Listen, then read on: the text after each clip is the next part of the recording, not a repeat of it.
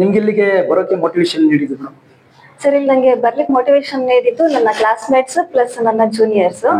ಇಲ್ಲಿ ಬೇಸಿಕಲಿ ಎಲ್ರು ಇಲ್ಲಿ ಕರ್ನಾಟಕ HR ಅಕಾಡೆಮಿ ಆಗ್ಲಿ ಇನ್ನೊಂದ್ ಏನಾದ್ರು ಕೋರ್ಸ್ ಆಗ್ಲಿ ಈ ಉತ್ತರ Karnataka side middle Karnataka side ಅವ್ರಿಗೆಲ್ಲರಿಗೂ ಬ್ಯಾಂಗ್ಳೂರ್ ಅಂದ್ರೆ ಬ್ಯಾಂಗ್ಳೂರಾ ಅಲ್ಲಿ ಹೋದ್ರೆ ಹೆಂಗಿರತ್ತೆ ಏನೋ ಅನ್ನೋ ಒಂದು ಹೆಸಿಟೇಷನ್ ಅಲ್ಲೇ ಅರ್ಧ ಜನ ಡ್ರಾಪ್ ಔಟ್ ಆಗ್ಬಿಡ್ತಾರೆ. ಅವ್ರ ಕರಿಯರ್ ಲೈಫ್ ನ ಅಲ್ಲೇ ಸ್ಟ್ರಕ್ ಮಾಡ್ಕೊಂಡ್ಬಿಡ್ತಾರೆ.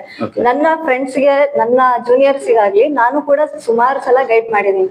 ನೀವ್ ಯಾಕೆ MSW ಮಾಡಿ ಅದು HR ಸ್ಪೆಷಲೈಸೇಷನ್ ಮಾಡಿ ಕಮ್ಯುನಿಟಿ ಬೇಸ್ ಮೇಲೆ ವರ್ಕ್ ಮಾಡ್ತಿರ್ತಾರೆ. ನಾನು ಅದೇ ವರ್ಕ್ ಮಾಡಿದ್ದು. ಯಾಕೆ ಟೈಮ್ ವೇಸ್ಟ್ ಮಾಡ್ಕೊಂತೀರಿ? ಇಲ್ಲಿಗೆ ಒಂದೇ ಒಂದ್ ಮಂತ್ ಒಂದೇ ಒಂದ್ ಡಿಸಿಷನ್ ನಮ್ಮ ಎಂಟೈರ್ ಲೈಫ್ ನೇ ಚೇಂಜ್ ಮಾಡ್ಬಿಡತ್ತೆ. ನಾವು ನಮ್ಮ ಓದಿಗೆ ತಕ್ಕಂಗೆ ಕೆಲಸ ಸಿಗತ್ತೆ ಇಲ್ಲ ಅಂತ ಹೇಳಂಗಿಲ್ಲ. ಬಟ್ ಏನಂದ್ರೆ ನಾವು ಒಂದ್ ಸ್ಟಾರ್ಟಿಂಗ್ ಒಂದ್ ಜಾಬ್ ಅಲ್ಲಿ ಇದೀವಿ ಅನ್ಕೊಳ್ಳಿ, ಅಲ್ಲಿ ನಮ್ಗೆ ಎಷ್ಟು ಸ್ಯಾಲ್ರಿ ಇರ್ಬೋದು, 15,000 ಸ್ಯಾಲ್ರಿ ಇರ್ಬೋದು. ಇವಾಗ ಡಿಪಾರ್ಟ್ಮೆಂಟ್ ಸೆಕ್ಟರ್ಸ್ ಆಗ್ಲಿ NGOs ಆಗ್ಲಿ depends on budgets, depends on percentages. ಅದೆಲ್ಲಾನು ನಮ್ಗೆ ಕ್ಯಾಲ್ಕುಲೇಟ್ ಮಾಡಿದಾಗ ನಾವು ಒಂದ್ 6-7 ವರ್ಷ ಆದ್ಮೇಲೆ ಒಂದ್ 25 ಬ್ಯಾಡ್ 28ರಲ್ಲಿ ತಗೊಂಡಿರ್ಬೋದು. ಬಟ್ ಅದೇ ನಮ್ಮ ಲೈಫ್ ನ ನಾವಿಲ್ಲಿ HR ಫೀಲ್ಡ್ ಅಲ್ಲಿ ಸ್ಯಾಕ್ರಿಫೈಸ್ ಮಾಡಿದಿದ್ರೆ ಇವತ್ತಿಗೆ ನನ್ನ ಸ್ಯಾಲ್ರಿ ನೋ ಡೌಟ್ ನಂಗೆ 55+ ಇರ್ತಿತ್ತು. ಆ ಲೈಫ್ ನ ತುಂಬಾ ಮಿಸ್ ಮಾಡ್ಕೊಂಡೆ ಅಂತ ನನ್ನ ಒಪಿನಿಯನ್. ಪ್ಲೀಸ್ ನನ್ನ ಜೂನಿಯರ್ಸ್ ಆಗ್ಲಿ ನನ್ನ ಈಕ್ವಲೆಂಟ್ ಎಜುಕೇಶನ್ ಅವ್ರಾಗಿರ್ಲಿ ಯಾರು ಒಂದೇ ಒಂದ್ ಸ್ಟೆಪ್ ತಗೊಳ್ಲಿಕ್ಕೆ ಹೆದರಕ್ ಹೋಗ್ಬೇಡ್ರಿ.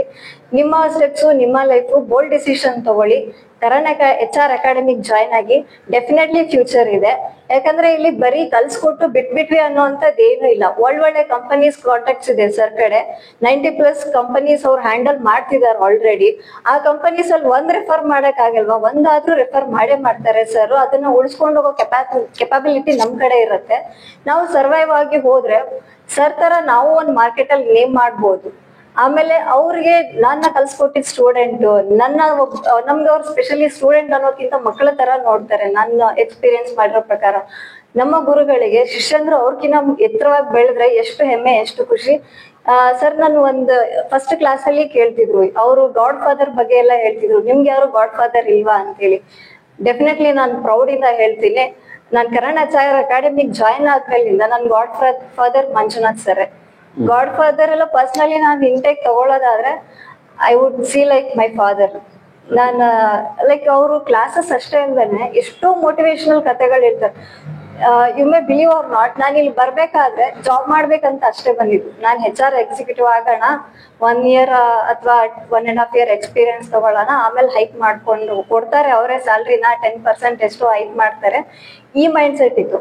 ಬಟ್ ಸರ್ ಸ್ಟೋರೀಸ್ ಎಲ್ಲ ಕೇಳಿದ್ಮೇಲೆ, ಅವರ ಒಂದು ಮೋಟಿವೇಶನಲ್ ಸ್ಪೀಚ್ ಎಲ್ಲ ಕೇಳಿದ್ಮೇಲೆ ವೈ ನಾಟ್ ಬಿ ಎಂಟರ್ಪ್ರನರ್, ನಾನು ಯಾಕೆ ಆಗ್ಬಾರ್ದು? ಅದ್ರಲ್ಲೂ ಸ್ಪೆಷಲಿ ಫಾರ್ ಈ ತರ ಅಕಾಡೆಮಿಕ್ಸ್ ಎಲ್ಲ ಇದ್ ಮಾಡಿದ್ರೆ ನಮ್ಮ ದಾವಣಗೆರೆ ಸೈಡು, ಆಮೇಲೆ ಹುಬ್ಳಿ ಸೈಡ್, ಕಲಬುರ್ಗಿ ಈ ಸೈಡ್ನವರೆಲ್ಲ ಬ್ಯಾಂಗ್ಳೂರ್ ಅಂದ್ರೇನೆ ಒಂಥರ ಏನೋ ಮುಂಬೈ ಡೆಲ್ಲಿ ಹೋಗೋ ತರ ಫೀಲ್ ಆಗುತ್ತೆ. ನಮ್ಮ ಸೈಡ್ಸ್ ಅಲ್ಲೂ ನಾವು ಮಾಡಿದ್ರೆ ನಮ್ಗೂನು ಹೆಲ್ಪ್ ಆಗುತ್ತೆ, ನಮ್ಮ ಎಷ್ಟೋ ಸ್ಟೂಡೆಂಟ್ಸ್ಗೆ ಹೆಲ್ಪ್ ಆಗುತ್ತೆ. ನಂದು ಸರ್ದು ಒಂದೇ ಒಂದು ಸ್ಲೋಗನ್ ತುಂಬಾ ಇಷ್ಟ ಆಗೋದು, ಅವ್ರು ಕಲ್ತಿರೋದ್ನ ನಾನೇ ಇಟ್ಕೊಂಡ್ಬಿಟ್ರೆ ನನ್ ಜೊತೆ ಅದು ಮಣ್ಣಾಗಿ ಹೋಗ್ಬಿಡತ್ತೆ. ಬಟ್ ನಾನ್ 100 ಜನಕ್ಕೆ ವಿದ್ಯೆನ ದಾರಿ ಎರೆದ್ರೆ ಅದರಿಂದ ಇನ್ನಷ್ಟು ಜನಕ್ಕೆ ನಾನು ಈ ಸ್ಲೋಗನ್ ನಾನು ಡೆಫಿನೆಟ್ಲಿ ನನ್ನ ಲೈಫಲ್ಲಿ ಇಂಪ್ಲಿಮೆಂಟ್ ಮಾಡ್ಕೋತೀನಿ. ನಾನ್ ಸರ್ ಇಂದ ಏನ್ ಕಲ್ತಿದ್ದೀನಿ, ನೆಕ್ಸ್ಟ್ ನನ್ನ ಕಂಪನಿಯಲ್ಲಿ ಹೋಗಿ ಏನು ಒಂದಷ್ಟು ಎಕ್ಸ್ಪೀರಿಯನ್ಸ್ ನ ಅರ್ನ್ ಮಾಡ್ತೀನಿ. ಡೆಫಿನೆಟ್ಲಿ ನಾನು ಅದನ್ನ ಒಂದಷ್ಟು ವಿದ್ಯಾರ್ಥಿಗಳಿಗೆ ವಿತೌಟ್ ಫೀಸ್ ಅವ್ರು ವಿತ್ ಫೀಸ್ ನಾನು ಅದನ್ನ ಡೆಫಿನೆಟ್ಲಿ ಎಲ್ರಿಗೂ ಶೇರ್ ಮಾಡ್ತೀನಿ. ಯಾರು ನಿಮ್ ಸ್ಟೆಪ್ ನ ಹಿಂದೆ ಸರಿಬೇಡಿ. HR ಅಕಾಡೆಮಿಗೆ ಜಾಯಿನ್ ಆಗಿ ನಿಮ್ಗೆ ಡೆಫಿನೆಟ್ಲಿ ಒಂದ್ ಲೈಫ್ ಇದ್ದೇ ಇರುತ್ತೆ. ನಾನು ಅವಾಗ್ಲೇ ಹೇಳ್ದಂಗೆ ನಿಮ್ಗೆ 25K 50K ಸಿಗದೆ ಇದ್ರು ನಿಮ್ಮ ಫೀಸ್ ಏನಿದೆ 7,000 7 14 ಪ್ಲಸ್ 15,000 ಜಾಬ್ ಸಿಗತ್ತೆ ನಿಮ್ಗೆ. ಸಿಗುತ್ತೆ ಜಾಬ್. ಸ್ಯಾಲರಿ ಇನ್ಕ್ರೀಸ್ ಕೂಡ ಇದ್ದೇ ಇರುತ್ತೆ. ಡಿಪೆಂಡ್ ಅದು ನಮ್ಮ ಸ್ಕಿಲ್ ಮೇಲೆ ಡಿಪೆಂಡ್, ನಾವ್ ಹೆಂಗ್ ವರ್ಕ್ ಮಾಡ್ತೀವಿ ಅದ್ರ ಮೇಲೆ ಡಿಪೆಂಡ್. Okay, thank you.